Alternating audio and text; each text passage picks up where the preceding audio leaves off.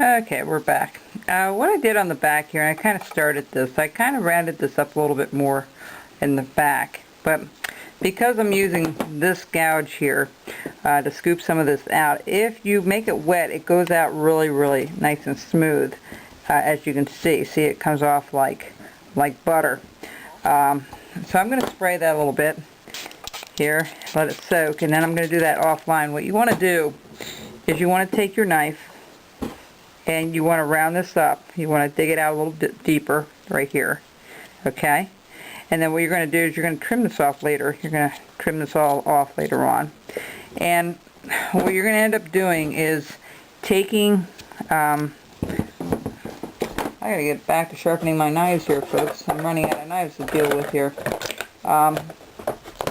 What you want to do is you want to dig this out with a stop cut, just like I did earlier, and then take your little sweeper and just cut it out like so, like you see there. Okay? You want to be very careful because the grain, folks, is running this way. Okay? Same thing with the head and same thing with the tail. So that grain is running this way. So you want to be very careful you don't knock anything out by accident. See how soft that gets when you make it wet like that? It really does make a difference. Especially if you're doing, and you can go up and around. You can go sideways if you want and take all that rough stuff and just have it looking like it's going inward a little bit. You can take as much of that out as you like. That's entirely up to you. I'm going to go get offline here and I'm going to dig some of this out and come back and show you a little bit later. I'll do that later on. Right now, what I want to do is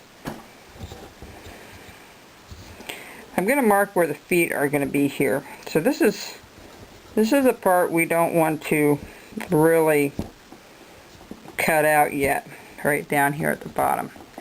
I'm just trying to give myself a guideline. What I'm going to do is I'm going to round up this portion right here. I'm going to start rounding this off a little bit, shaping it up. And you can leave the feet on there for now. We can cut that off later if you want. Okay? And then you're going to go to the other side and do the other side. You're going to trim some of that off.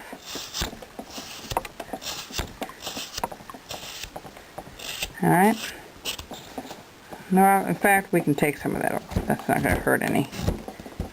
Just like so. Okay? Same thing over here. We're going to take some of this off. That's about it right there. And we're going to round this up here, the body itself, at the very top. Okay? I'm going to switch to a smaller knife. And I'm going, the grain's running the opposite way, that's why it's not coming off like it should. Just like so. You want to start rounding things up a little bit. Okay?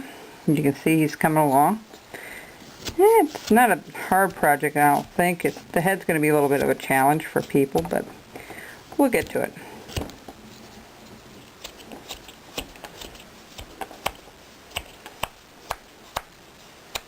Okay.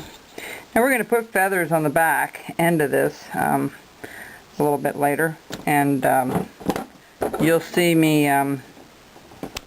going to trim some of that off soon here. And the neck's going to have to be a lot thinner. So, you know, we're going to work our way around this neck a little bit. You see there? Okay. We're just going to keep rounding things up.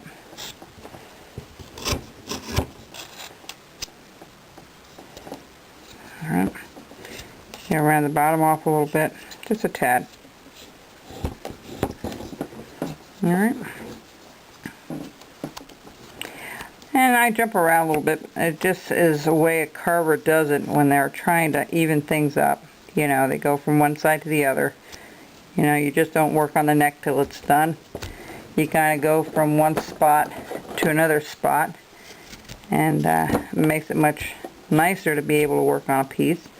And you keep things evened up that way. Now this neck and this head is way too big. so we're going to be trimming a lot of that off. But he's kind of sitting and resting. You know, the tail could have been wider if I had a wider piece of wood, but he'll be fine. You'll recognize what he is when he's done. You know, folks, soon Christmas will be here. I did an awful lot of projects on Christmas, and I may do one or two more before that. I'm pretty well done with that. I wanted to get into a couple other things here, if I could, for a while. I always find variety is a spice of life, and it really is. That's why I work at 3 or 4 different things all the time, in jobs and such. I always found that to be very relaxing. See how I'm cutting this out and having a lot of control? I have it resting on my thumb. My thumb's pushing it along. And I'm gently hanging on to it really tight with this hand that it doesn't go too much. See, even if I go any further, this thumb's going to stop it from going any further. Okay? So your hands are helping, this hand is helping pushing the wood around as well. You'll get a feel for that as you carve. You know, you'll know what you can do with the gouges and what you can't. I'm usually very much just a knife person, but sometimes these things come in so handy. And you really can't get the look without it a lot of times.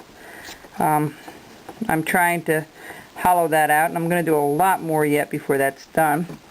But our time's almost up here, folks. What I'm going to do is I'm going to continue rounding this up here on the back.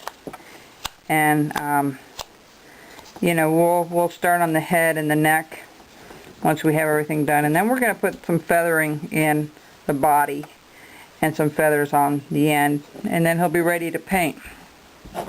I know we're a little ways from that yet, but showing you that it's not a real difficult project. It won't be a big detailed project either, so. In fact, I'm going to round this up a little bit more here on the body because he's going to be a little bit rounded, a little bit more than he is now. Okay, same thing over here. Alright, so I'll be back in a little bit. Bye-bye.